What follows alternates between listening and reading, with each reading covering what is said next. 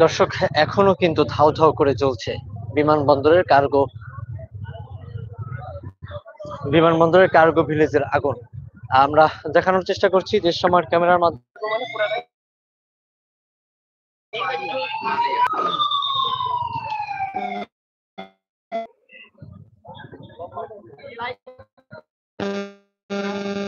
দুপুর 2টা থেকে কিন্তু এই আগুন চলছে, এখন পর্যন্ত কিন্তু জ্বলতেছে। তবে 37টি ইউনিট কাজ করছে সেনা ফায়ার সার্ভিসের। তবে এখন পর্যন্ত এই 37টি ইউনিট মিলে পর্যন্ত এই আগুন নিয়ন্ত্রণ করতে পারেনি। আর আমরা যদি দেখি যে এই জায়গায় কিন্তু রয়েছে বিমান বাহিনী, নৌবাহিনী সবাই যৌথভাবে কাজ করছে এবং সেনাবাহিনীও কিন্তু রয়েছে। তবে এই সবাই মিলে কাজ করলেও টানা প্রায় ৫ ঘন্টা যাবৎ আগুন চলছে। তবে এখন পর্যন্ত কিন্তু আগুন নিয়ন্ত্রণে আসেনি। তবে এই যে বিমানবন্দর যে এরিয়াটা, এই এরিয়ায় কিন্তু রয়েছে উৎসুক জনতা।